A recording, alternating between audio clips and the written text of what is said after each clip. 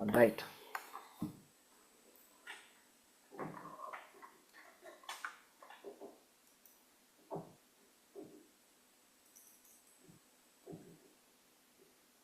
ओम अज्ञानतिमिरान्धस्य ज्ञानाञ्जनशलाकया चक्षुरुन्मिलितं येन तस्मै श्रीगुरवे नमः।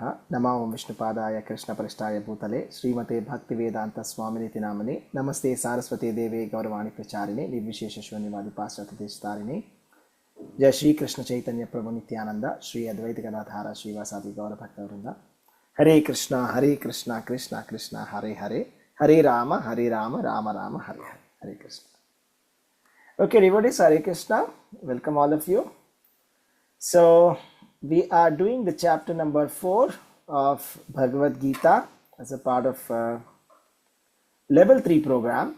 So, that's the name of this module is called as Krishna Sevak. So, I would like to request all of you to please turn on your videos.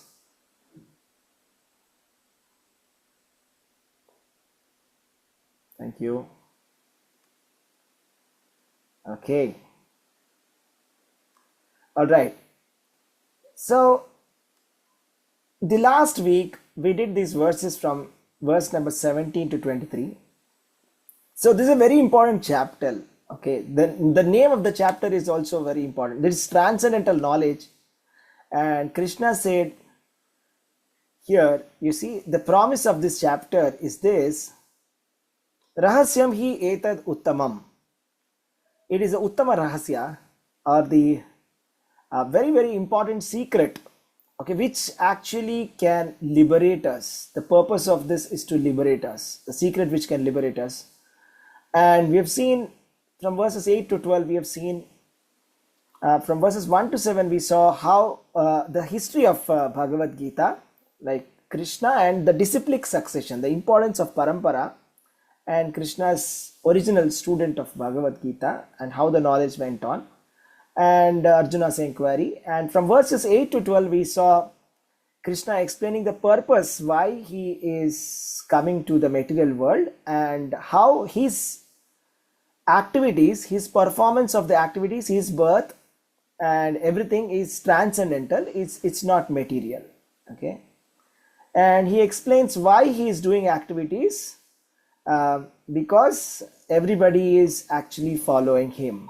Because everybody is following him, Krishna is setting as an example by performing all the activities that he is expecting us to be doing.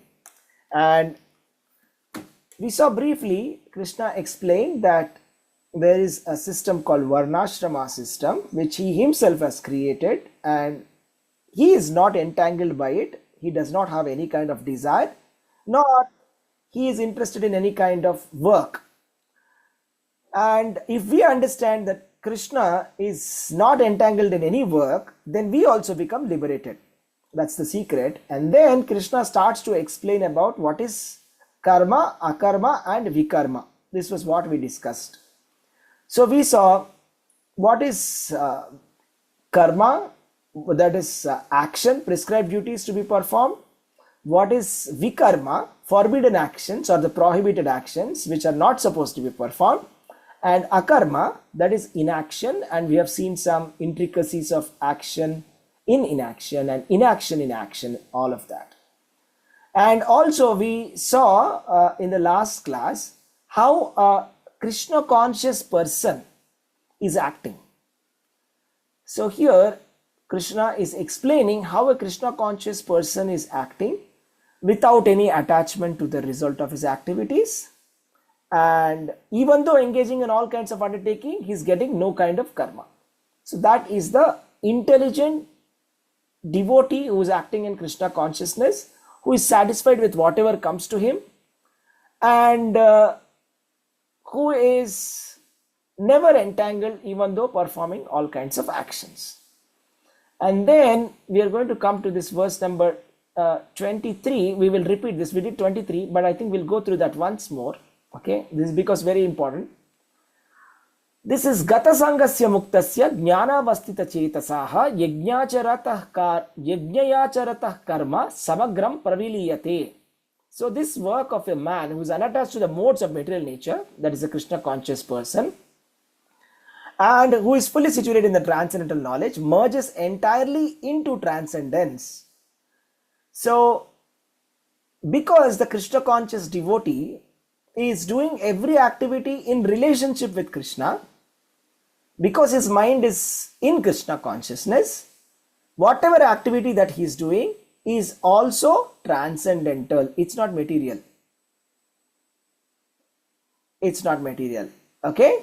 So, because it's transcendental, one does not suffer any kind of material effects. One does not suffer any kind of material effects because of that. Now, we are going to continue from the text number 24, a very important verse. All right, so and something very interesting. You see the word Brahma. Okay, here is a quick quiz question for you. I want you to count how many times the word Brahma has come in this verse. Okay, you can just count. Tell me what's the count. 6 times. 6 Six times. times. Brahmarpanam, Brahmahavir, Brahmagno, Brahmana Hatim, Brahmaiva Tena Gantavyam, Brahma Karma Samadhana. 6 times. Okay, wonderful. Very nice. So I would like volunteers, please lift your hands and then I will call you one by one and then you can read the verse. Okay, let's start. Please raise your hands, electronically, digitally raise your hands and then I will call your names. Okay. Okay, Premamai Kunti Mataji, can you please read the text number 24? Hare Krishna Prabhuji. Hare Krishna. Text 20. Brahma Abhi, Brahma Agno, Brahma Uttam, Brahma Tena Gantavyam, Brahma Karma Samadhi. Bhakti Vedanta from part 5.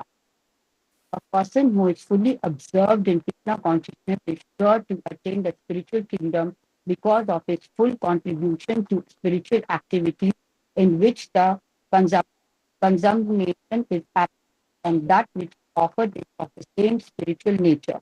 Hare Krishna Prabhuji. Thank you, Mataji. Hare Krishna. Okay, thank you, Mataji. I would like to request Praveen Prabhu, please read the same verse again.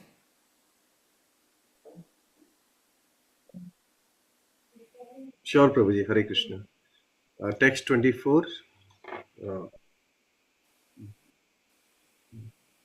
Brahma, Brahma Panam, Brahma Havir, Brahma, Brahmagnav, Brahmana Hutam, Brahmeva Tena Gantavyam, correct? Brahma Karma Samadhina. Perfect. Translation: a person who is fully absorbed in Krishna consciousness is sure to attain the spiritual kingdom because of his full contribution to spiritual activities, in which the consummation is absolute, and that which is offered is of the same spiritual nature. Hare Krishna, Prabhuji. Hare Krishna. Thank you, Prabhu. So, yeah, can you mute yourself? Okay, fine. So, here, this is very interesting.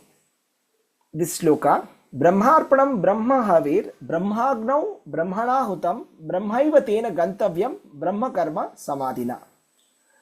So, this is actually describing how a person in full Krishna consciousness is ultimately going to reach the spiritual goal.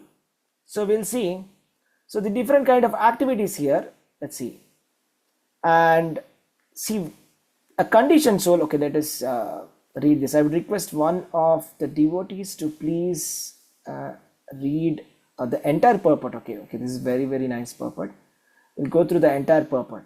Okay, so who can read the entire purport? Okay, start from here. How activities in Krishna consciousness. May I, Prabhuji? Yes, please go ahead. A conditioned soul. You can start from here. How activities in Krishna consciousness. Okay, Prabhu. How is it? Okay. You How read the full activities thing. in You read the Krishna full thing. consciousness can lead one ultimately to the spiritual goal is described here. There are various activities in Krishna consciousness, and all of them will be described in the following verses. But for the present, just the principle of Krishna consciousness is described. A conditioned soul entangled in material contamination is sure to act in the material atmosphere, and yet he has to get out of such an environment. The process by which the conditioned soul can get out of the material atmosphere is Krishna consciousness. For example, a patient who's suffering from a disorder of the bowels due to overindulgence in milk products is cured by another milk product, namely curds. The materially absorbed conditioned soul can be cured by Krishna consciousness as set forth here in the Gita. The process is generally known as yagna or activities, that is, sacrifices, simply meant for the satisfaction of Vishnu or Krishna. The more the activities of the material world are performed in Krishna consciousness or for Vishnu only, the more the atmosphere becomes spiritualized by complete absorption. The word Brahma, Brahman, means spiritual. The Lord is spiritual, and the rays of his transcendental body are called Brahma Jyoti. His spiritual effulgence, every everything that exists is situated in that Brahma Jyoti, but when the Jyoti is covered by illusion, Maya, or sense gratification, it is called material. The material veil can be removed at once by Krishna consciousness, thus, the offering for the sake of Krishna consciousness, the consuming agent of such an offering or contribution.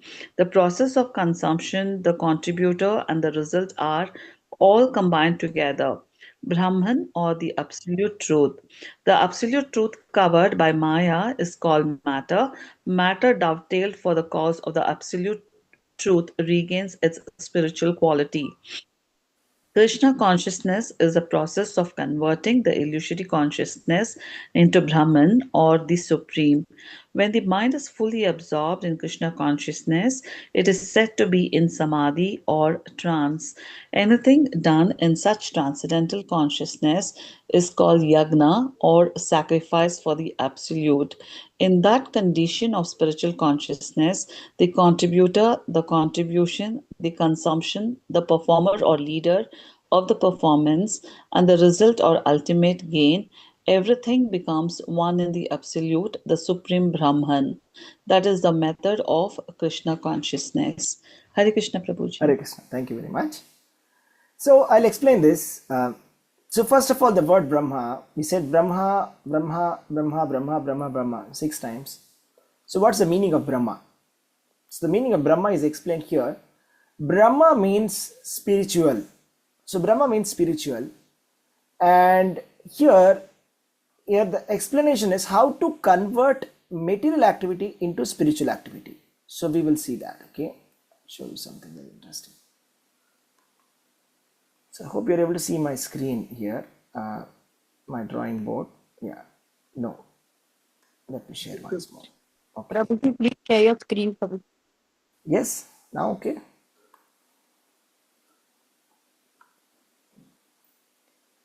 So what happens is, here is Krishna. So here is Lord Krishna. Okay, Lord Krishna. And then around Lord Krishna, so there is the spiritual world. So this is the spiritual world, okay? This is the spiritual world. Let's say this is the spiritual world. So Lord Krishna and Lord Vishnu, all the Vaikuntha planets, the multiple Vaikuntha planets where Lord Krishna is present in the form of Lord Vishnu, all Vaikuntha planets. So there is the effulgence that is coming out of Lord Krishna's body. Okay, this is explained in the Brahma Samhita. Okay, so there is some kind of a light that is coming out of Lord Krishna. So this light is technically called as Brahma Jyoti. Jyoti. Correct, Brahma Jyoti. So if you look at it, it would look something like this. I mean, if you don't enter into it, it would look something like this. How a light would look like, Jyoti, something like that. Okay, but if you look at it from a far distance, it looks like that because the light is so dazzling. Okay, there's so much of light that is coming out of the body of Lord Krishna. Okay, and this is called as the spiritual sky. This is called as, or Paravyoma, or Chitakasha or Paravyoma, spiritual sky. So inside this spiritual sky, so what has happened is there is a cloud that gets formed. Okay, so this cloud is nothing but the sense gratification. So the tendency for sense gratification. So this is all spiritual world. Everything is actually spiritual world. We are within the spiritual world. But there is a cloud that is made up of sense gratification or Maya. So what has happened is, right now we are inside here. So we are here.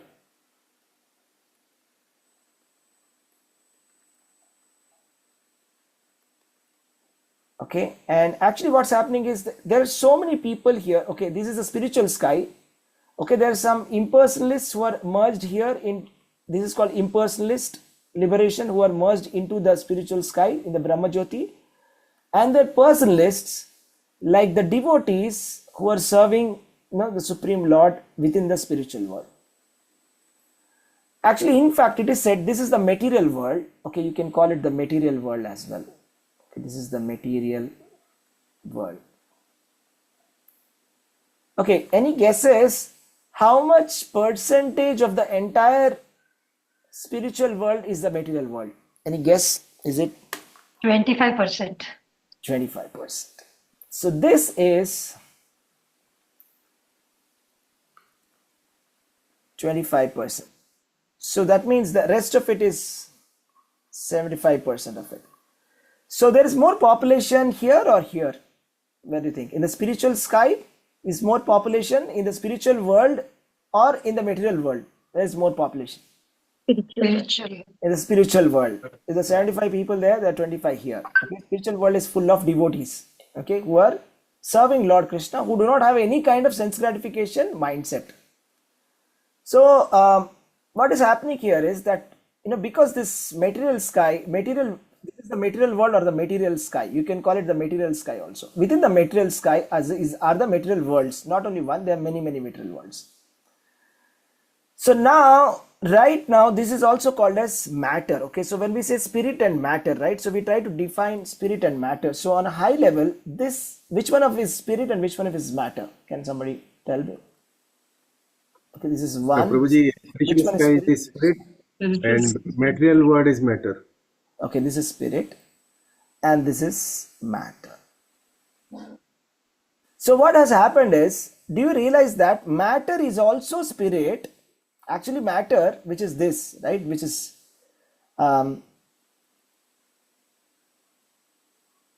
like this is also actually a part of the spirit, isn't it? It is inside spirit, isn't it? The matter is inside the spirit, yes or no? This is inside this light, Brahma Jyoti light only, right? This material world. You're able to understand, right? This sky, you see, the cloud is within the sky itself, isn't it? Cloud is a part of the sky. It's within the sky itself. But the problem is, cloud is having some kind of a fog. So what should we do? We should remove the fog. So what we are trying to do is, we are trying to convert matter into spirit. We want to convert matter into spirit. How are we? So we are here, we are stuck here. We have to go here, inside this spiritual world. We have to go inside here. So what is the activity that we should do so that we can remove this covering? Okay, there is a material covering. So if you have to remove this material covering, we have to do some activity. What is that activity? That is called as yajna. Okay, or the sacrifice for Lord Vishnu. So yajna means sacrifice or an activity which is meant for the satisfaction of Supreme. Yajna means the activity which is meant for the satisfaction of Lord Vishnu. Yajno vai Vishnuhu. This the Vedas are saying. So the fire sacrifice is an activity which is done for clearing this consciousness and converting the matter into spirit. So right now we are in this contaminated state, which is like the matter which is covered with sense gratification. So to get rid of the sense gratification, we have to do something. Okay, that is the yajna. We are trying to purify this so that we become completely purified and we become eligible. We become eligible to go to this spiritual world.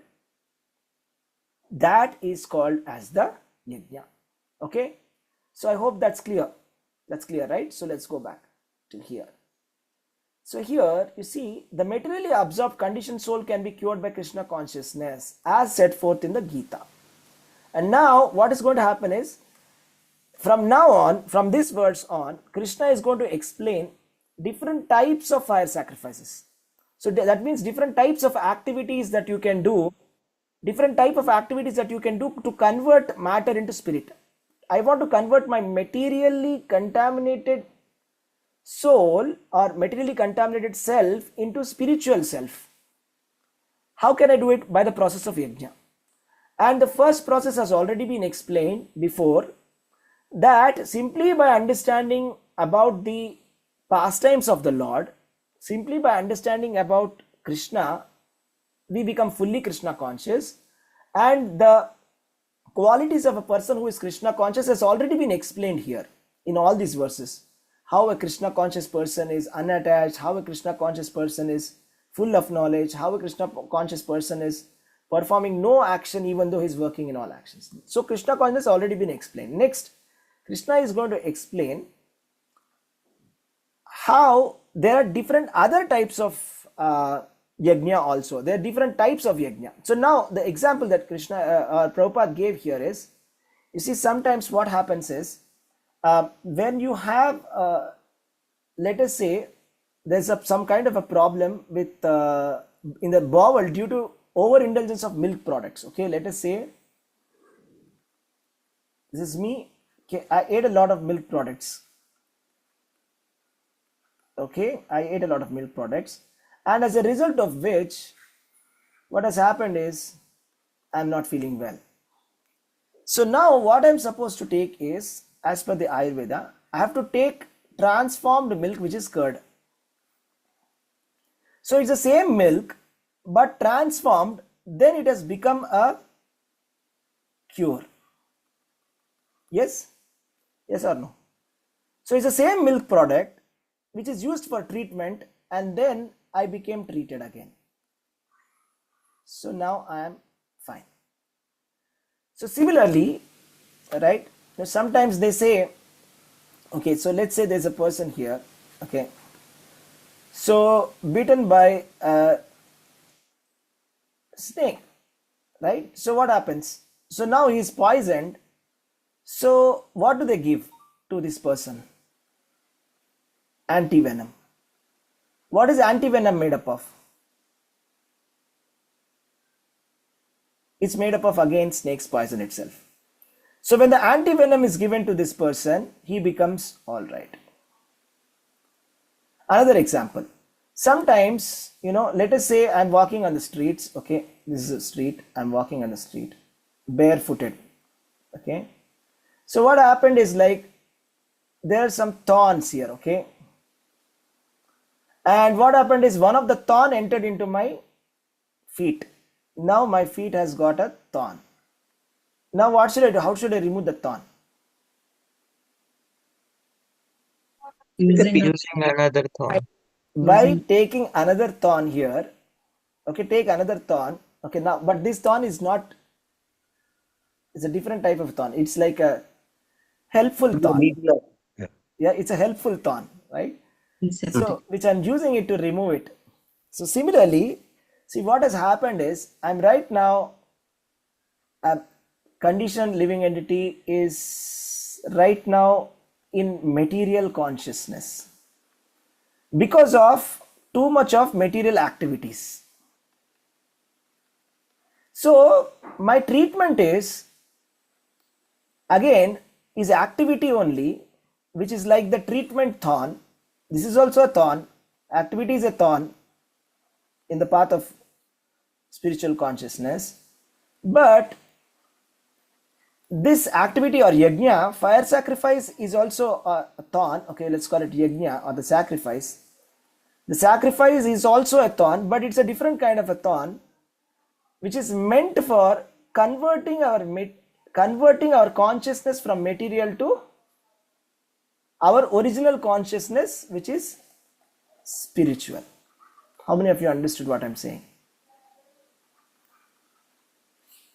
So we are originally spiritual, but somehow we became material.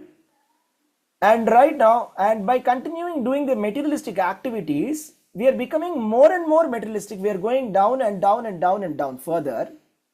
So what we are doing is we are taking up some other thorn, or just like how we took transformed milk product curd to cure as a medicine and becoming all right. Similarly, how we have taken another thorn, which is actually helping us to remove the original thorn.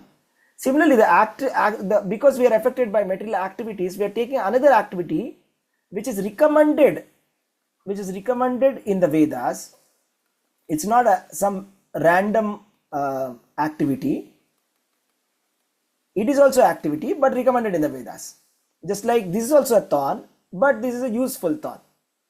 This is also actually milk product, but actually this is a transformed milk product which is for a medicinal purpose. So antivenom is also actually a venom, but it's actually, the purpose is to cure.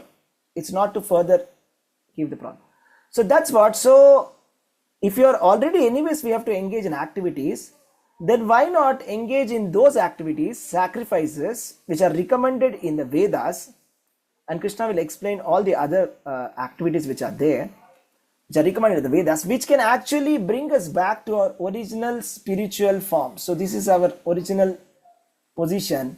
So right now, this is our position. So by doing activity, the sacrifice activities, so from suffering, we want to come back to our original state of happiness and bliss. Okay? So now Krishna is going to explain about different types of sacrifices, and we will see that. Okay? So let's put that here, sacrifices. And what we have to understand is all the sacrifices or yajna are meant for satisfying Vishnu or Krishna. Vishnu, Krishna, same. Okay, Krishna is the original Vishnu. We say that Krishna is a primeval Vishnu. Okay, that's a different topic altogether. Okay, Krishna is called Adi Narayana in Srimad Bhagavatam. That means in simple words, in the spiritual world, everybody means all the gods is Lord Vishnu and they are devotees, and original Vishnu, who is the origin of all this Vishnu, is Lord Krishna. And that Lord Krishna has descended into the material world as the Krishna Avatara whom we know. So oftentimes we get confused with Krishna Avatar and Avatari Krishna. We are talking about the original from whom all incarnations and from whom even Lord Vishnu has come. Okay, we are talking about that Krishna who is in the spiritual world in Goloka, Vrindavana. Now coming back here, the purpose is to satisfy Krishna, who is original Vishnu. And what are they? Krishna has already spoken about a Krishna conscious person, Krishna consciousness, okay, or pure devotional service, or let's call it pure devotional service instead of saying, because everything is Krishna consciousness indirectly or indirectly, okay, let's call it pure devotional service. So pure devotional service is Shuddha Bhakti, okay, pure devotional service, which has already been explained in the current verses. Now Krishna is going to explain the others who take to different kinds of processes, which Krishna will explain. For example, the worship of demigods or the Devata. So worshippers of the demigods, and then we will see the impersonalists. They are also doing certain different. This is a different type of yajna. Impersonalist is doing one kind of yajna, and then we have the third, which is like the mystics or the yogis. So we call them the mystic or mystic yogis or the hatha yogis, right? And then we have the karmis, or those people who are doing some materialistic activities. Okay, materialistic activities, who are doing having a family, just giving charity, all of that. We'll see all of that. Okay, so Krishna is going to explain about all of this and he's going to explain about different types of sacrifices, and we will see that. Okay, so here is the point. We'll just revise what we said. Originally the atmosphere is spiritual, so we are trying to spiritualize our atmosphere, and the Lord is spiritual, Brahma. So when we say word Brahma means spiritual, and Lord is spiritual, Brahma Jyoti is spiritual, his spiritual effulgence. So this material wheel which I showed, it's like a cloud which can be removed by Krishna consciousness, by offering for the sake of Krishna consciousness, and as a result everything becomes spiritual. Whatever you are offering, the process of consumption, contributor, result, everything becomes Brahman or the absolute truth or spiritual. That means we are in a process of converting matter into spirit.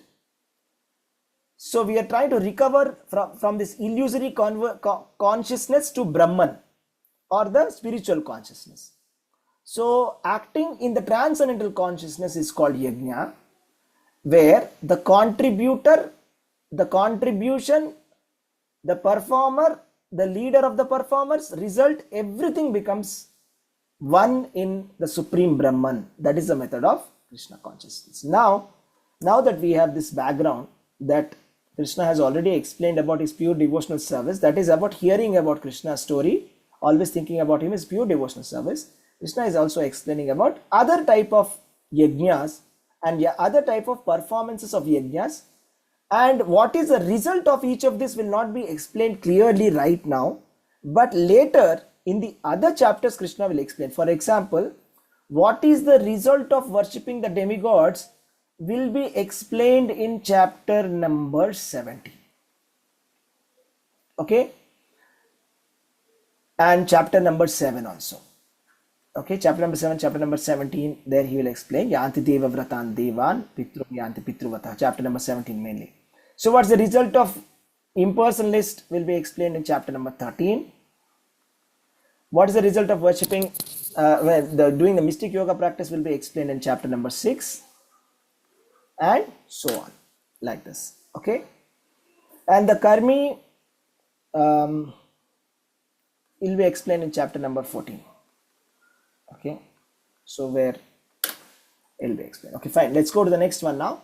So let's see who is raising their hands, and Sumedh Prabhu, yeah, please read the text 25. Hare Krishna Prabhuji. Daivam eva pare yajñam yoginah paryupasate brahmagnav apare yajñam yajñaivo paju pajovati yajñenaiva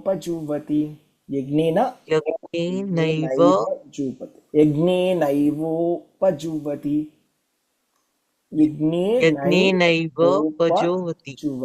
Yeah. Translation: Some yogis perfectly worship the demigods by offering different sacrifices to them and some other sacrifices in the fire of the Supreme Brahman. Hare Krishna, Hare Prabhuji. Krishna. So now we are seeing different types of yogis. So some yogis perfectly worship the demigods by offering different sacrifices to them, and some offer sacrifices in the fire of Supreme Brahman. We'll see different types of fire sacrifices now on. There's been list of different types of yajna. So what is this worship of the demigods by offering different sacrifices to them? Okay, I'll explain to that. There are different types of sacrifices which are mentioned in the Vedas. Okay, let me explain. Okay, so if this is like the Vedas, okay, Vedas, as a part of Karma Kanda, okay, Karma Kanda is one, and we have the Jnana Kanda, and we have the Upasana Kanda. Okay,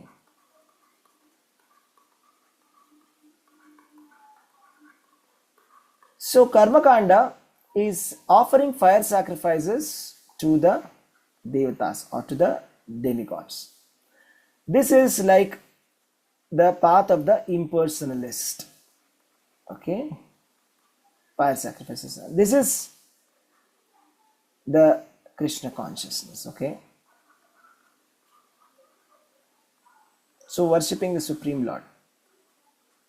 Okay, Upasana Kanda. So now what's happening here is the Karma Kanda as a part of the Karma Kanda. So a lot of fire sacrifices are given in the Vedas. In fact, 80% of the Vedas is Karma Kanda. So this is like 80% or more. And lesser than that is this. This is the least part. Okay. So the part of the Krishna consciousness of the Vedas is actually the minority part of it, which is covered in Bhagavad Gita and Srimad Bhagavatam. So these two literatures have the ultimate knowledge that we are supposed to be coming to. So now to start with, see, it's a gradual process of purification. Okay, somewhere we have to start, right? So worship of the Devatas. So what happens when you worship the Devatas, and why is it recommended? If Krishna is explaining and repeatedly saying in Bhagavad Gita that only worship me, Krishna says very clearly, right? Krishna says, Ananyas chintayanto ma. He uses the word exclusive devotional service. Mam chayo abhyabhicharena. Ananyas chintayanto mam. And he says, without any deviation, only worship me. That is the instruction he gives. But if that is the case, then why is this Karma Kanda given here, which is 80%, which is explaining so many different types of Devata worship? So the idea is, so what happens when we start Devata worship is, we start to get experience how to bow in front of a superior. So that means, who are the Devatas means? So they are responsible for managing the universe. So this material world, not even the spiritual world. Okay. So here is the material world. So a material world, you require light, okay, by sun god, right? You require rains by Indra. You require fire by Agni, right? You require water by Varuna. Yeah, air by Vayu, right? And you need some kind of a superintendent who will like complete like a kind of a manager, complete management of no wait first like, okay, creation. You need a creation, somebody who is responsible for creation, who is Brahma, right? And who is like maintenance of the universe, Vishnu. yeah, by Vishnu.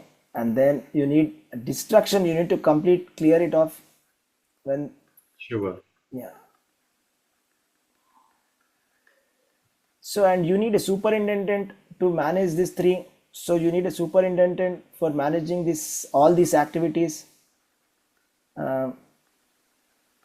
So you have Durga Devi, like that.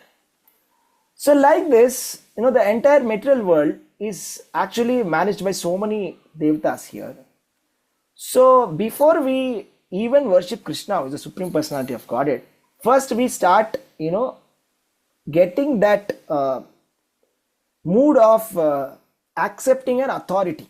So first I pay obeisances. First of all, our attitude is that we don't want to pay obeisances. When we say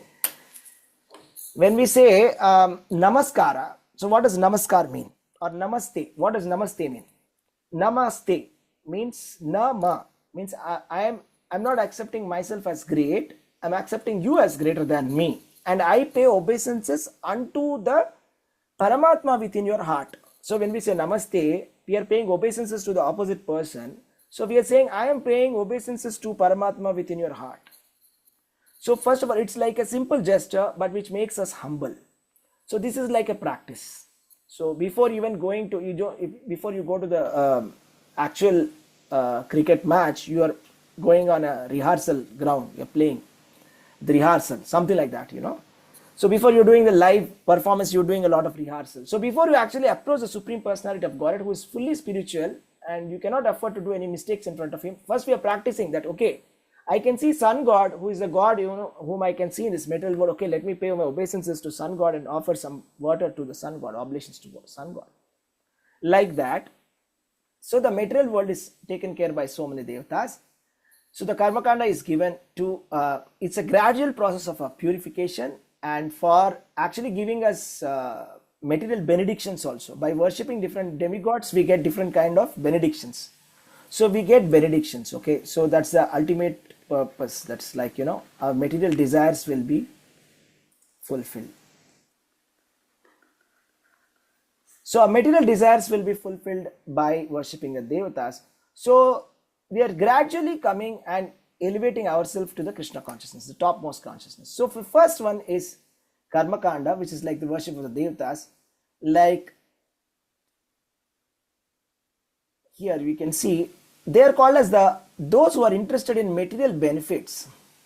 I would like somebody to please read from here to here, whatever I've highlighted. May I, Prabhuji? Yes, please.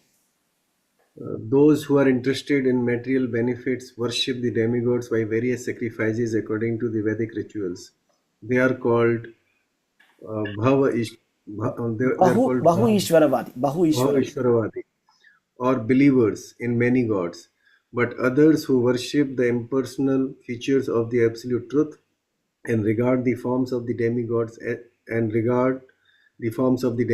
temporary, sacrifices their individual selves in the supreme fire, and thus end their individual existence by managing into existence of the supreme. Hare Krishna, Prabhu. Yes, thank you. Merging into the existing of supreme. Correct. Okay, and then can you also read from here to here? Sure, Prabhuji. For the impersonalist, the fire altar of sacrifice is the supreme Brahman, and the offering is the self being consumed by the fire of Brahman. The Krishna conscious person like Arjuna, however, sacrifices everything for the satisfaction of Krishna, and thus all his material possessions as well as his own self, everything is sacrificed for Krishna. Thus he is the first class yogi, but he does not lose his individual existence. Hare Krishna. Hare Krishna, Prabhu. So what is happening is, see, the purpose of what we have to understand is whatever yajna that you are performing, the purpose of any kind of yajna is to ultimately satisfy Lord Vishnu. Yajno vai Vishnu, or yajnatat karmanonyatra lokoyam karma bandhana. This is the ultimate. So it is said, varnashrama vacharata punsaha Vishnu paramam puman. So that means the purpose of varnashrama dharma is to satisfy Lord Vishnu. That is the final thing. Santushti haritoshanam. Okay, that is called Santushti haritoshanam, means it's for the satisfaction of Lord Vishnu. We perform any kind of a fire sacrifice. So now we see, first of all, there are Bahu Ishvaravadis who are believers in many gods, who are called Bahu Ishvaravadi, believer in many gods. According to them, there's not one god, one supreme, but there are many gods. So what they believe is that all of them are gods. Not, why only one? Everybody is God. All of them are gods is what they believe. So there is believer in many gods. This is one level of consciousness. They also do sacrifice in the fire. Okay, in the fire. And they give some kind of material possessions. So they give some material possessions. You might have seen any kind of fire sacrifice, like different homa, Chandi homa, like that. Different kind of homas are there. Means the different kinds of yajnas are there, where they do come some kind of material sacrifice. They'll give something, into that. They'll give the fire, for burning. They'll put it inside the fire. It's called ahuti. Right? And the result or their expectation or their goal is material benediction. So what they are expecting is material benediction. Krishna is saying the same thing. We will see that in the upcoming chapters. Krishna will say that the worshipper of demigods are worshipping only for the sake of desire. That's what Krishna says. Kamaistaise ritajnana yajantehi anya devata. Tam niyamam astaya prakrutya niyata svaya. According to one's own nature, we'll start worshipping and getting faith in certain kind of a demigod, and we worship for the sake of getting some kind of benefits. Yesterday, if you have come for the Srimad Bhagavatam reading, there was a huge list. Okay, different demigods by worshipping which demigod you'll get what and all. How many of you were there for that yesterday? How many of you were there in the class yesterday reading? I was there. I was there. Yeah. So for this who have just missed, I'll just go through that. Okay, it's very interesting. Very quickly. Won't be able to spend too much time. 2.3. Okay. If you see Srimad Bhagavatam, I hope you're able to see my screen. So here you can see, here it's given here. This 2. Srimad Bhagavatam 2 verse number 2 to verse number 7. It's a big list here. Okay. So I don't know if you have that kind of time to read the whole thing. Okay, one who desires to be absorbed in the impersonal Brahmajyoti should worship the master of the Vedas, Lord Brahma. One who desires powerful sex should worship the heavenly king Indra. One who desires good progeny should worship the great progenitors called Prajapatis. One who desires great fortune should worship Durga Devi, the superintendent of the material world. One who desires to be very powerful should worship fire. And one who aspires only after money should worship the Vasus. One should worship Rudra, incarnation of Lord Shiva, if he wants to be a great hero. One who wants a large stock of grains should worship Aditi. One who desires to attain the heavenly planet should worship the sons of Aditi. One who desires a worldly kingdom should worship Vishwadeva. And one who wants a popularity in general mass of population should worship the Sadhya demigod. One who desires a long span of life should worship the demigods known as Ashwini Kumaras. A person desiring a strongly built body should worship the earth. One who desires stability in his position worship the horizon and the earth combined. One who desires to be beautiful should worship the beautiful residents of Gandharva planet. And one who desires a good wife should worship the Apsaras and the Urvasi society girls of the heavenly kingdom. One who desires domination over others should worship Lord Brahma, the head of the universe. One who desires tangible fame should worship the Supreme Personality of Godhead, and one who desires a good bank balance should worship the demigod Varuna. If one desires to be great learned man, he should worship Lord Shiva. If one desires a good marital relationship, he should worship the chaste goddess Uma or the wife of Lord Shiva. One should worship Lord Vishnu or his devotee for spiritual advancement in knowledge, and for the protection of heredity and advancement of dynasty, one should worship various demigods. And one who desires domination over kingdom of an empire should worship the Manus. One who desires victory over an enemy should worship the demons. One who desires sense gratification should worship the moon. One who desires nothing of material enjoyment should worship the Supreme Personality of Godhead. Okay, here is the important point. So who should worship Krishna? One who desires nothing of material enjoyment should worship the Supreme Personality of Godhead. Here is the conclusion. It says a person who, anybody can read this? May I, Prabhuji? Yes, please. A person who has broader intelligence, whether he be full of all material desire, without any material desire, or desiring liberation, must by all means worship the Supreme Whole, the Personality of Godhead. Hare Krishna. Thank you. So in the previous verse it is said, if you do not have any desires, worship Krishna. And in the next verse it said, even if you have all desires, no problem. If you have all desires, you want to attain all of this, then also you should worship only Krishna. Here. Right, and then the next verse, let's see this. Okay, anybody can read this 11? This one. May I, Prabhu? Yes, please. All the different kinds of worshippers of multi-demigods can attain the highest perfectional benediction, which is spontaneous attraction, unflinchingly fixed upon the Supreme Personality of Godhead, only by the association of pure devotees of the Lord. Hare Krishna. Hare Krishna. So, finally, it culminates here. See, the idea of worshipping so many demigods and devatas is that one day we get in association with the pure devotee of the Lord and then get the spontaneous attraction towards Krishna, which will result in the liberation. This is the purpose of the Bahu Ishwaravadi. This is the purpose of why so many, Devata Aradhana, all that, Karma Kanda, all of that is given in the Vedas, so that the believers in the many demigods, they are worshipping the fire, they're putting material sacrifices, and they're getting material benediction. Okay, this is the first type of, this is called as the first one. First we discussed, okay, in the different types of yajnas. So we discussed this. So let us see this. It says, Daivam eva pare yajnam yogina paryupasate. So we have completed this part. Daivam eva pare yajnam yogina paryupasate. So the next one, then there is other class of people called the impersonalists or the jnanis. So what are these impersonalists or jnanis? We will see. They offer sacrifices in the fire of Supreme Brahman.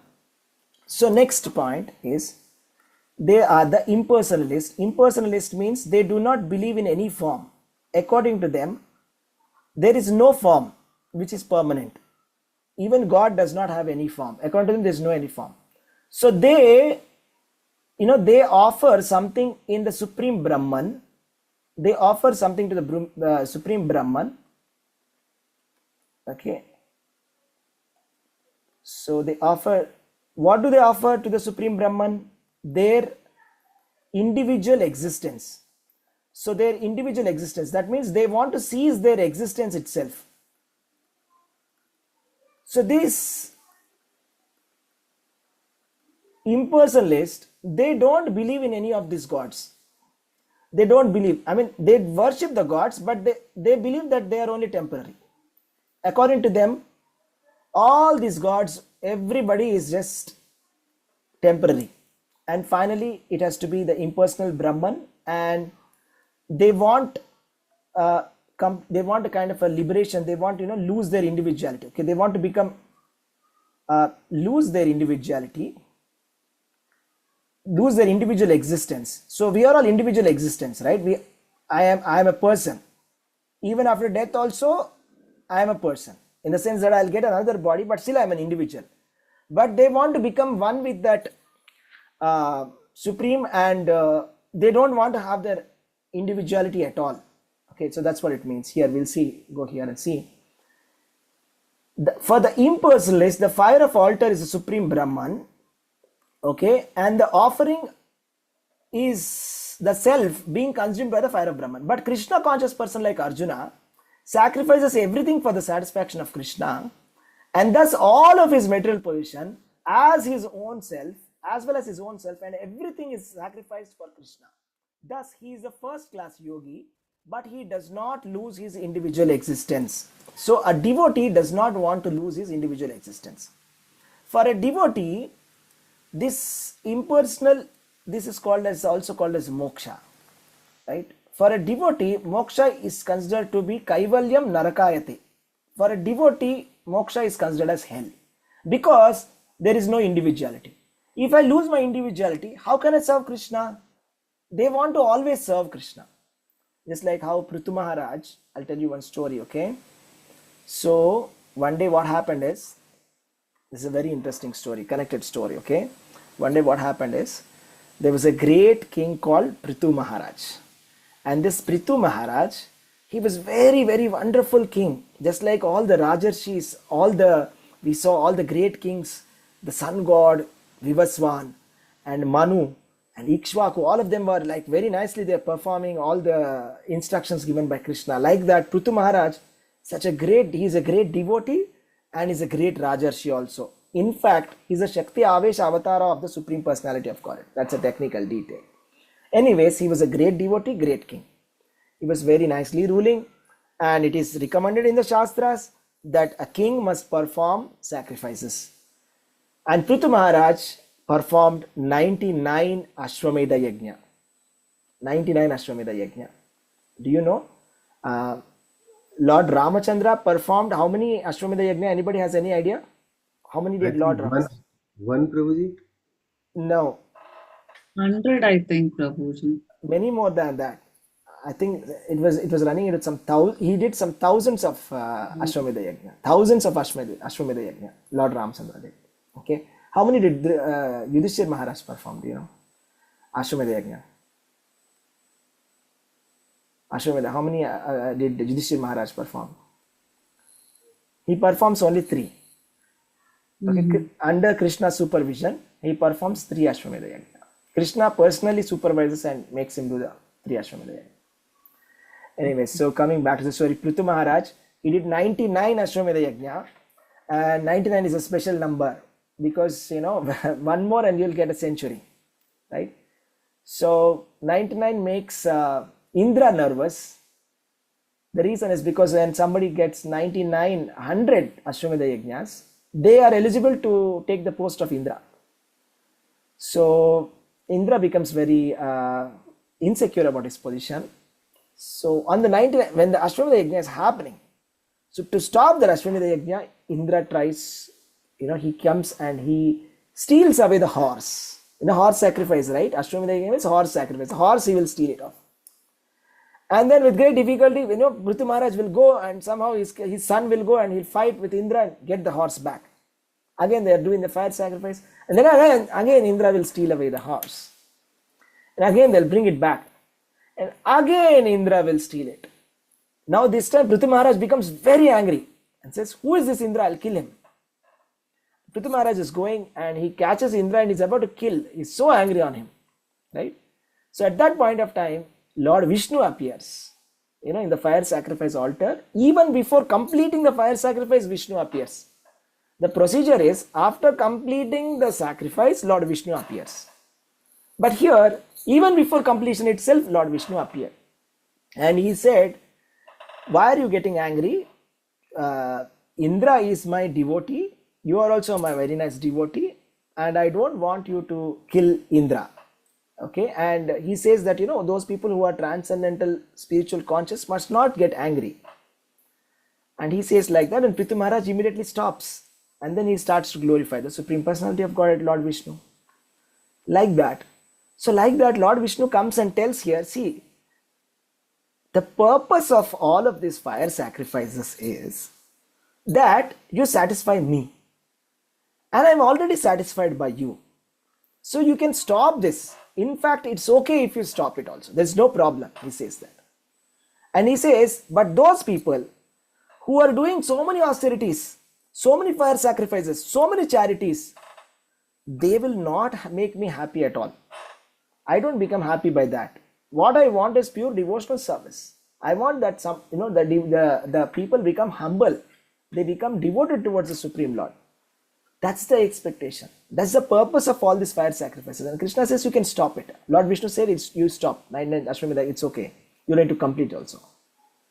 So like that, so the purpose of the yajnas, we have to understand, is to satisfy Lord Vishnu. And here we are seeing different types of yajnas. One type of yajna is for material benediction. The result is material benediction. And it is a worship of the different demigods. We have seen, I've shown you, right? I've shown you a big list of benefits that you get by worshipping different demigods, right? So if you want to get that material benedictions, in the worship of the fire, of giving some material possessions and faith towards that particular demigod is the fire in which you are offering your faith and you are getting some material benedictions. The impersonalist, for them the fire is Supreme Brahman and they are offering their own self and they are losing their individuality. Right? Let's go on. Let's go on to the next one. Now this is where it gets very interesting. Text number 26. Sunita Mataji, please read this.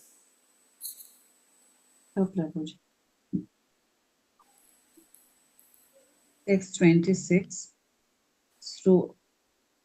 Shrotra dinindriyani ane samyamagnishu juvati Sabdantin Vishayan Anya Indriyagnishu Juvati. Some, the unadulterated brahmacharis, sacrifice the hearing process and the senses in the fire of mental control, and others, the regulated householders, sacrifice the objects of the senses in the fire of the senses. Hare Krishna. Thank you, Mataji. Thank you, Prabhuji. So here, there are two types of people. Okay. One is the brahmacharis, some brahmacharis, and the householders. Here it is about the varnashrama system that is being explained here. So the brahmacharis are sacrificing the hearing process and the senses into the fire of mental control. So the brahmachari, the word brahmachari means somebody who is a celibate. So he is following celibacy. So that celibacy itself is a kind of a sacrifice. And what about the grihasthas? They're not following celibacy, but they are enjoying their senses in a regulated manner as explained in the Vedas, not in an unregulated manner. They are sacrificing the objects of the senses in the fire of the senses in a regulated manner. That is important to understand. Not in a very unregulated or in a what do you say? In a way indiscriminate manner. Not in an indiscriminate, unregulated manner. We are talking about the Varnashrama system here. Okay. So I would like any devotee to go through the entire purport. Okay, let me see who has raised their hands here. Sindhu Mataji, please read the entire purport, please. Yes, Prabhuji. The members of the 4 divisions of human life, namely the Brahmachari, the Grihastha, the Vanaprastha, and the Sannyasi, are all meant to become perfect yogis or transcendentalists. Since human life is not meant for our enjoying sense gratification like the animals, the 4 orders of human life are so arranged that one may become perfect in spiritual life. The brahmacharis or students under the care of a bona fide spiritual master control the mind by abstaining from sense gratification. A brahmachari hears only words concerning Krishna consciousness. Hearing is the basic principle for understanding, and therefore the pure brahmachari engages fully in Harer Namanu Kirtanam, chanting and hearing the glories of the Lord. He restrains himself from the vibrations of material sounds, and his hearing is engaged in the transcendental sound vibration of Hare Krishna, Krishna Krishna, Hare Hare, Hare Ram, Ram Ram, Hare Hare. Similarly, the householders who have some license for sense gratification perform such acts with great restraints. Sex life, intoxication, and meat eating are general tendencies of human society, but a regulated householder does not include an unrestricted sex life and other sense gratification. Marriage on the principles of religious life is therefore current in all civilized human society because that is the way for restricted sex life. This restrained, unattached sex life is also a kind of yajna because the restricted householder sacrifices his general tendency towards sense gratification for higher transcendental life. Hare Krishna. Hare Krishna. Thank you very much. So now what has been explained, we have already discussed this topic. Okay, but just a quick revision of this is that, so Krishna has divided, as said, that Chatur Varnam Maya Shrestva Guna Karma Vibhagashaha. So he said the human society, we spoke about the social orders, that is Brahmana, Kshatriya, Vaishya, Shudra. But now he's talking about the 4 spiritual orders. Okay, so earlier we spoke about the social orders, Brahmana, Kshatriya, Vaishya, Shudra. Now we are speaking about the spiritual orders, 1, 2, 3, and 4. Can anybody say me what they are? What is the first one?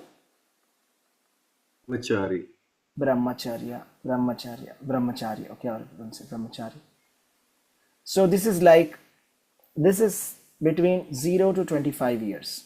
So a brahmachari, let me quickly tell you what is the duty of a brahmachari. Okay, a brahmachari is a celibate, and obviously, and he is under the guidance of a spiritual master, and at the age of 25 he will ask the spiritual master whether I should get married or not, and the spiritual master will advise whether he should get married or he should become and continue to become a brahmachari or a naistika brahmachari and become a sannyasi or something like that. The spiritual master will order. That's a 0 to 25 years. And then next, let's say if the spiritual master is ordering that, okay, if if this person is not able to control his senses, then he would say, okay, you can be a grihastha, that's fine. But then grihastha is also a very sacred, it's a sacred institution called Vivaha Yajna, where, instead of having multiple relationships with so many different people, you are committed to one person, and then you are Hare Krishna, so kindly be on mute. So committed to one person and following the rules and regulations, and enjoying the senses in a restricted way. All right, so that's a grihastha.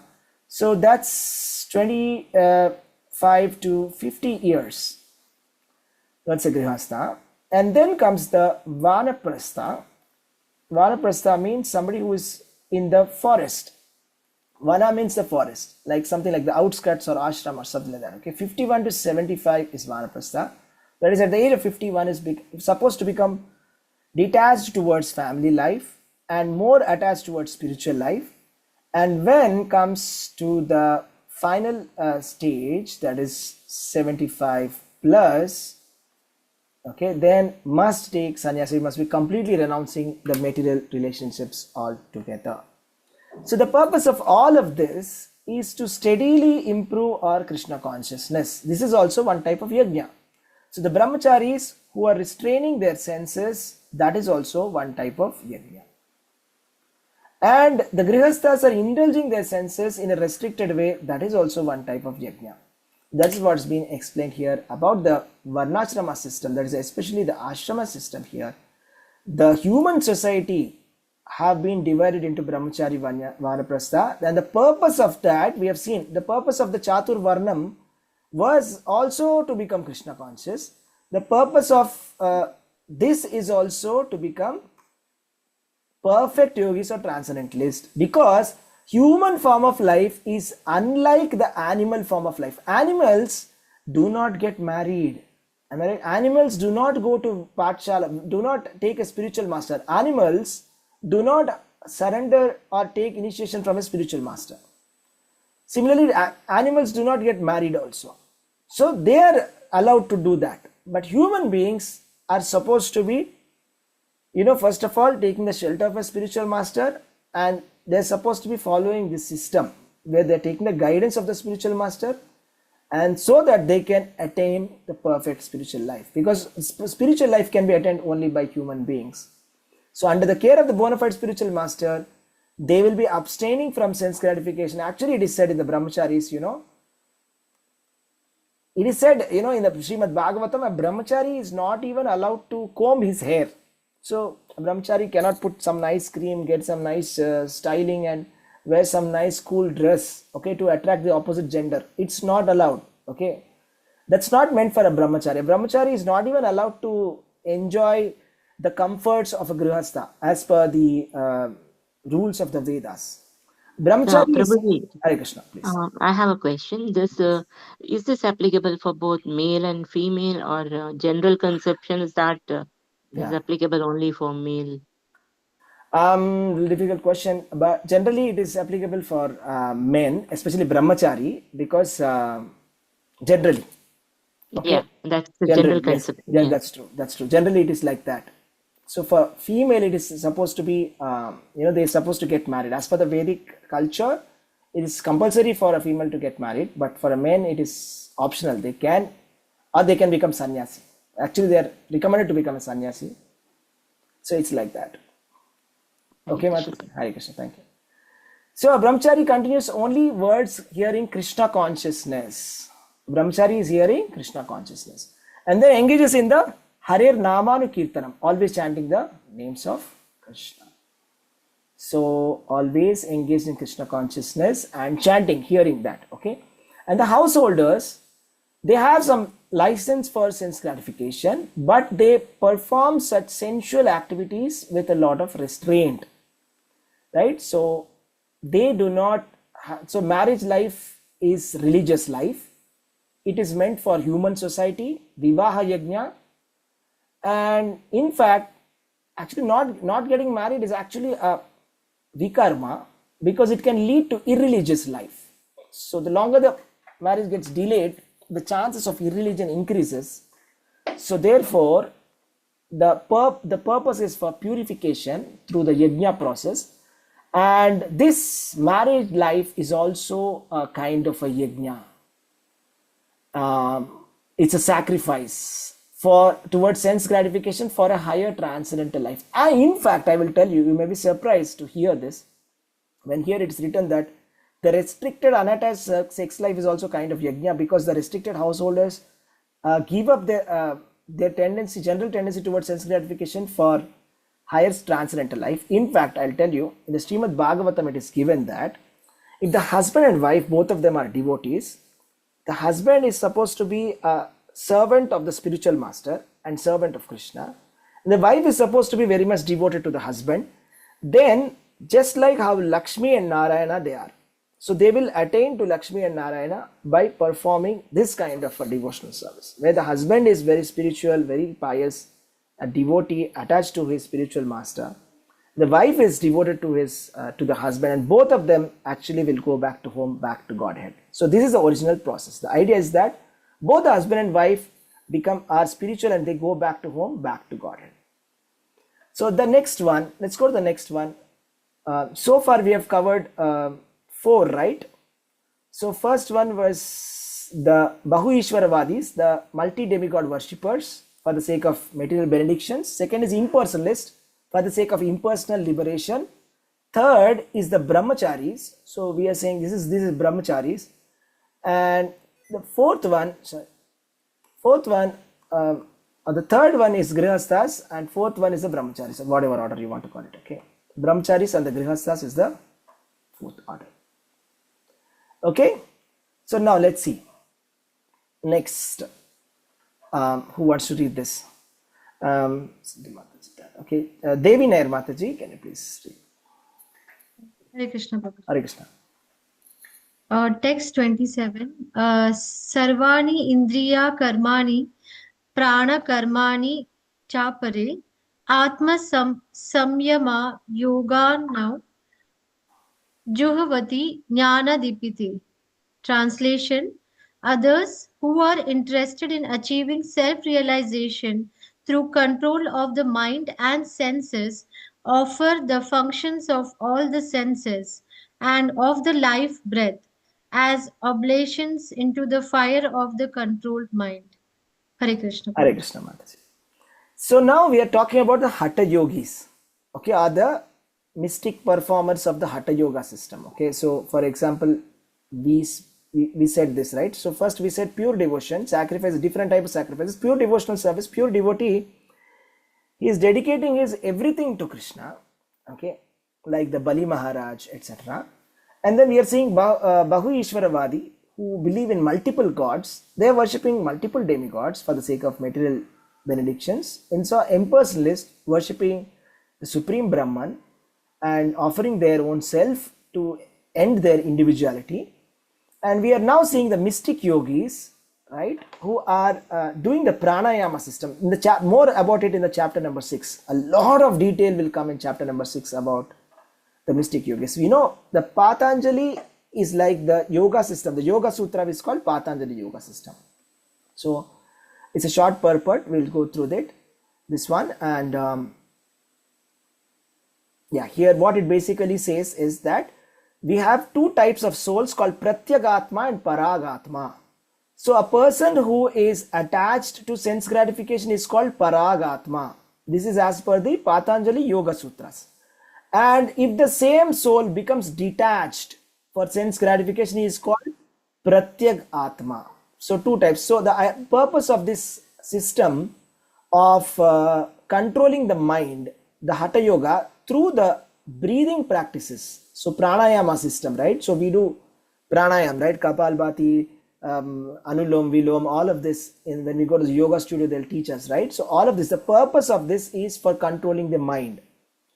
The purpose is to control the mind, and the fire is we are offering our senses and our pranavayu in the fire of the controlled mind. The fire here is controlled mind. So let's, for example, here, if you have to write it back here, so we say these are the Hatha Yogis who are performing pranayama system. And what are they offering? They are offering to the controlled mind. Controlled mind is the fire. Mind control is like the most important point of Hatha Yoga.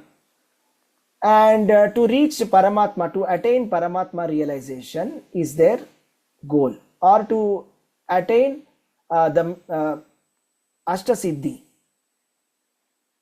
Ashtasiddhi is their goal. And what do they offer? They offer their pranavayu, or breathing prop. So they are offering their breathing, by the help of pranayama system. And so ultimately what's happening is they'll become enlightened in the search of self-realization. So more about that in chapter number 6. Krishna will explain how to perform this meditation system and how to meditate. When even when we meditate, so you see, you're not supposed to be meditating on a pyramid or meditate on a light or a bulb or anything like that. You should be meditating upon Vishnu. Again, that is also the great yogis. They meditate upon Lord Vishnu's form. Okay, so we have to that will be explained by Krishna in 6th chapter in detail how to do meditation on Vishnu and how to control the mind and attain Paramatma. More on that in chapter number 6. Again, Krishna also in that says that it will take many lifetimes by doing like that. So many lifetimes it will take to attain to that consciousness. Okay, to attain to that. And then next one.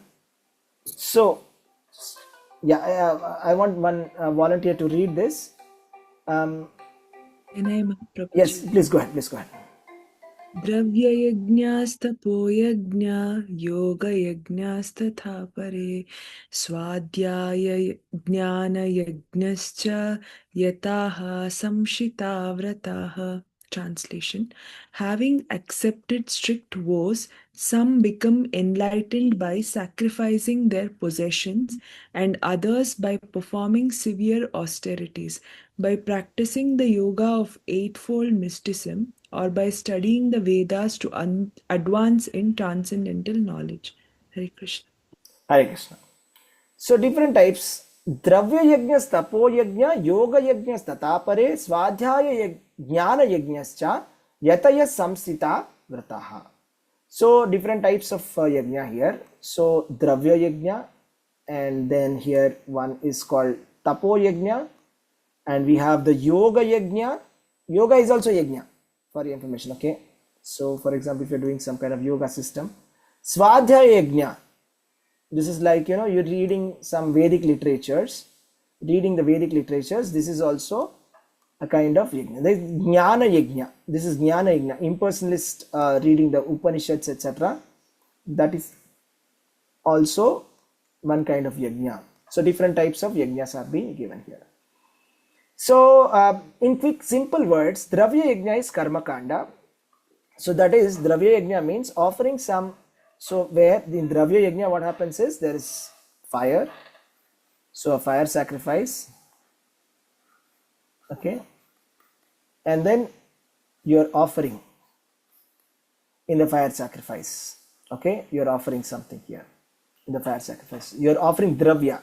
So it's generally wood or rice or a lot of grains, all of that you'll be offering inside the fire. Okay, so that's called Dravya yajna.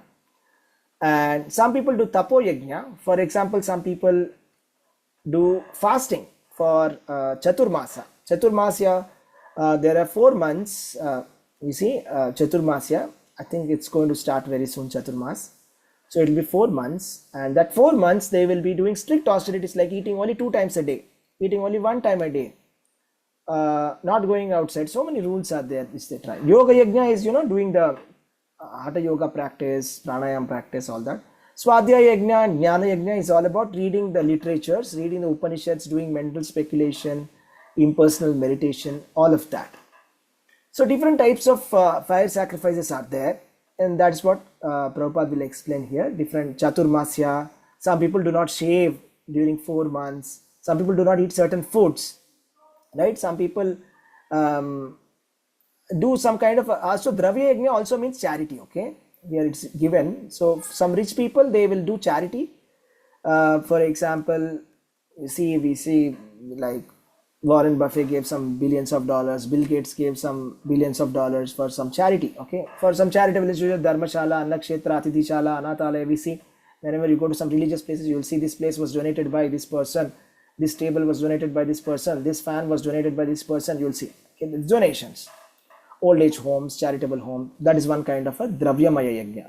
And what will happen is and also the Tapo yajna, for the elevation of life to higher planets of the universe, they will do different kinds of austerities, like strict austerities they'll perform. Chandrayana, Chaturmasya, like that. There are some vows. You will not shave for 4 months, you will not eat certain foods, will eat only 2 times a day, will not leave the home. This is called Tapomaya Yajna. And then we have the Ashtanga Yajna, that is a Patanjali system. We see, sitting, meditation, all of that. And Jnana Yajna means reading Upanishads, Vedanta Sutras, Sankhya philosophy. That's called Svadhyaya Yajna. Okay, reading different kinds of studies. So all of them are actually trying to come to the highest stage of perfection called Krishna consciousness. Here the important part is Krishna consciousness is different from all of this because it is direct service of the Supreme Lord. Krishna consciousness cannot be attained by any one of these principles type of sacrifices. It can be attained only by the mercy of the Lord and his bona fide devotees. Therefore, Krishna consciousness is transcendental. So while the result of all of these different kinds of fire sacrifices, we will see here, if we go back here, so different types of, we are seeing here, like for example, so we are saying Dravya Yajna or material position, okay.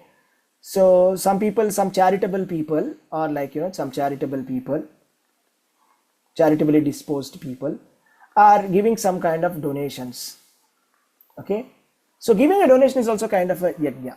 So if you take out 500 rupees from your pocket and give it somewhere, it burns somewhere. So it's like putting it into some kind of a fire. Okay, so then again, of course, for the sake of society, they do it and they will attain heavenly planets or something like that. Okay, you will get good pious karma for doing that.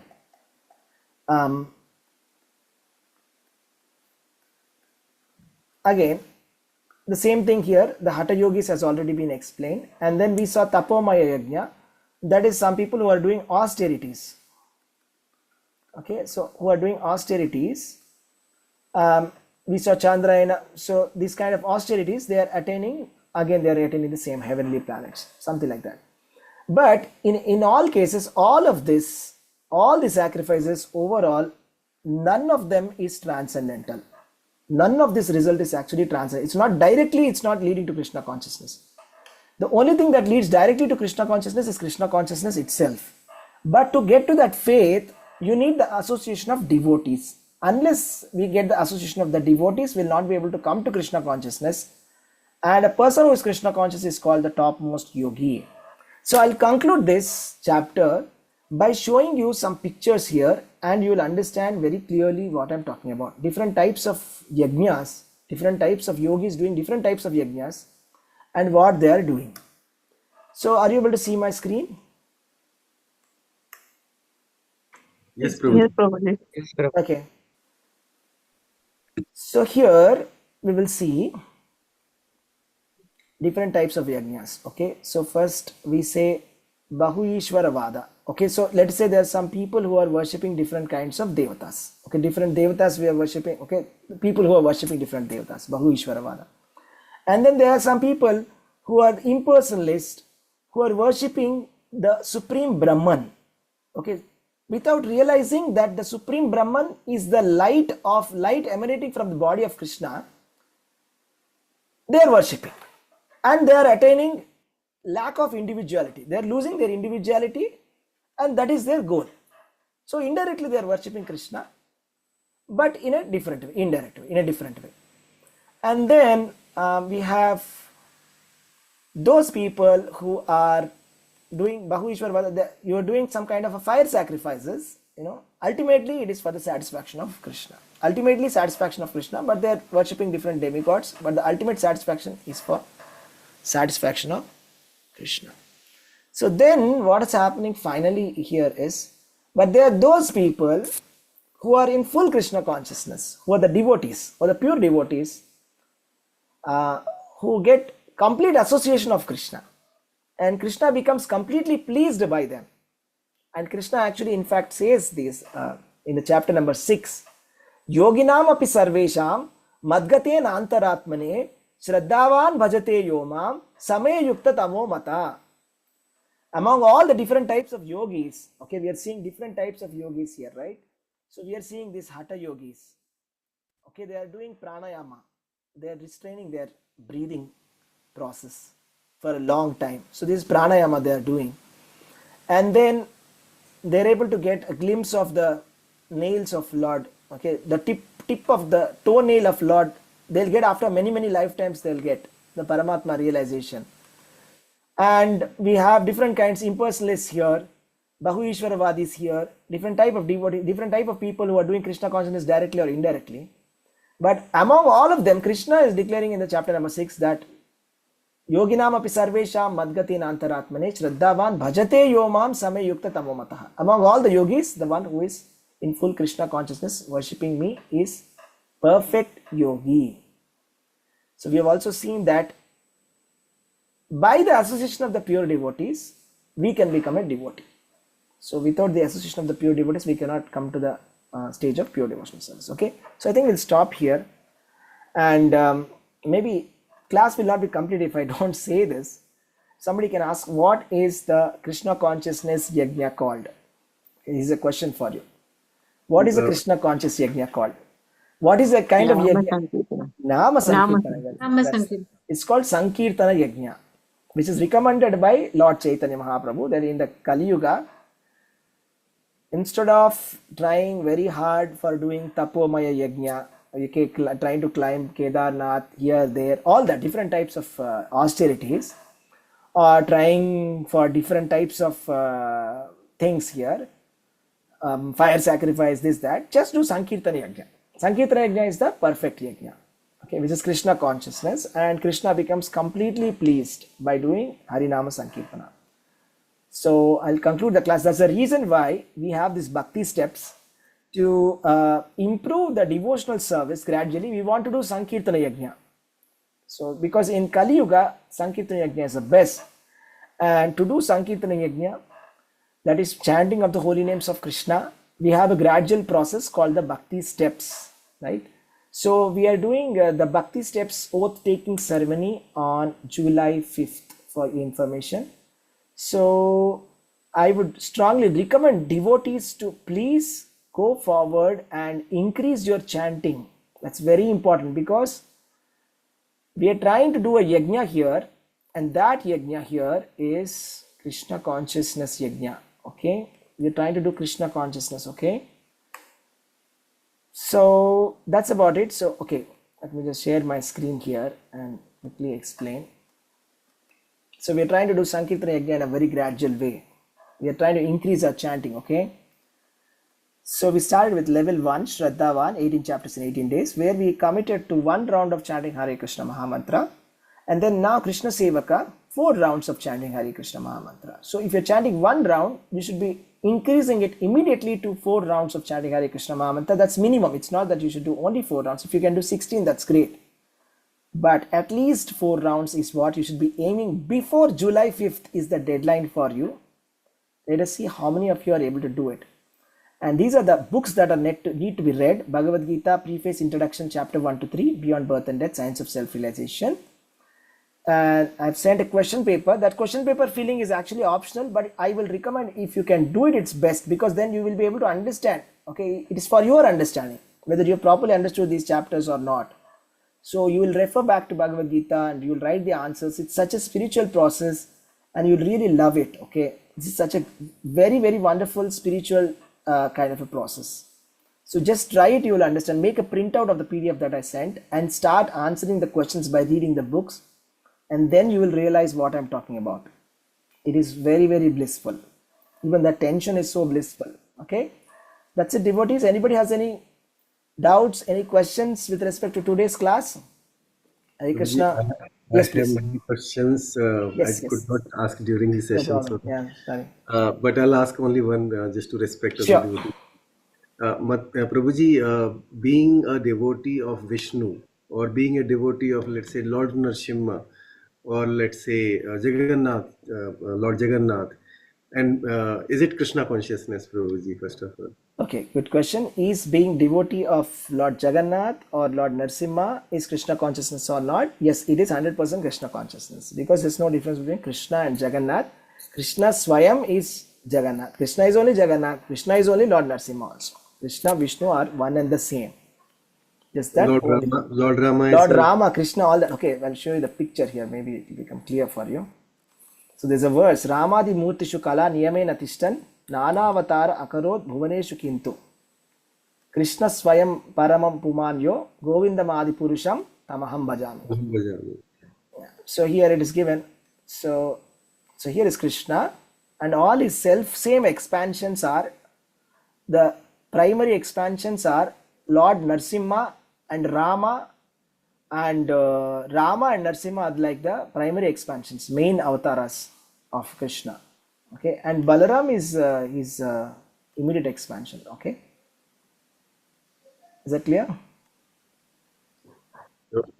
Yes, project is clear because sometimes what happens, especially in this con, I have seen we do deity worship for Lord Nrsimha, Chaitanya Mahaprabhu for that matter, Jagannath Ji, but we do not put lot of emphasis on Rama especially. So, and although it's one and same, what I feel. So that's like so. What happens is that Chaitanya Mahaprabhu is recommending Krishna consciousness. Means he's saying two-handed form of Krishna. He stresses on that. That's the reason why we stress on two-handed form of Krishna. But it's not to say that Rama is different or Rama is inferior to Krishna. No, absolutely not. If that was the case, I would be chanting the Hare Krishna Maha, which has Rama also. Hare Krishna, Krishna Krishna, Hare. In fact, it feels Hare very Rama, Hare Rama, Prabhuji just focusing on Krishna, and he's like such a merciful. Yes. Very much focused on Krishna, because Krishna is to Bhagavan Swayam. Okay. Yes. So actually there's an interesting pastime, okay, that happens with Murari Gupta. There was a very nice devotee called Murari Gupta. And once Lord Chaitanya Mahaprabhu came to Murari Gupta was like Lord Ramachandra devotee, okay. He was always worshipping Rama. And then Chaitanya Mahaprabhu came and said, why are you worshipping Lord Ramachandra? Why don't you worship Krishna? Krishna is Bhagavan Swayam. Please worship Krishna. Then Murari Gupta becomes very perplexed, and then Murari Gupta is about to kill himself. He's going and he's about to die. Okay. So then Chaitanya Mahaprabhu asks, what happened? Why are you going to kill yourself? Then Murari Gupta says, you see, my problem is you have given me an instruction to worship Krishna, but I cannot stop myself from worshipping Lord Ramachandra. That's my problem. So I better die now because I cannot fulfill your instructions.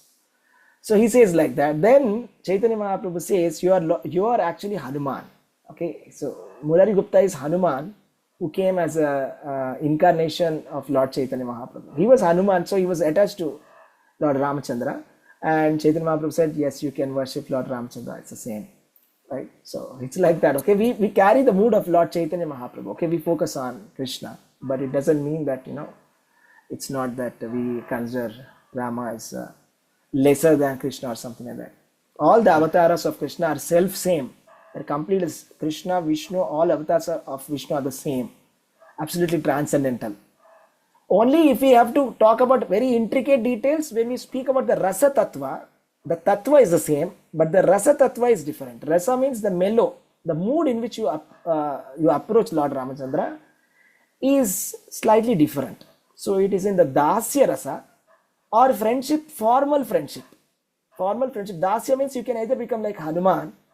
Formal friendship, you can become like Sugriva, like a formal friend, right? But when it comes to Krishna, you can become a close friend like the Gopas, who are playing Kho-Kho, Kabaddi, football, badminton, everything with Krishna. And one can also become the father or mother of Krishna, and then one can become a lover of Krishna also. That is also possible. A devotee can become lover of Krishna, which is Madhurya Rasa, which is extra. That's the reason why we focus more on Krishna. And this movement is by Lord Chaitanya Mahaprabhu, therefore we focus on Krishna. Okay. Sure, Prabhuji. Not And Lord, Prabhuji, just 1 second before, because I guess people are leaving one by one, because everybody can put their phone numbers in the main chat window. Thank you. Yes, ma'am. So that, because even I am planning to leave now because it's Okay. late. Please put your phone So- numbers, devotees. Actually, we are trying to reach out to you.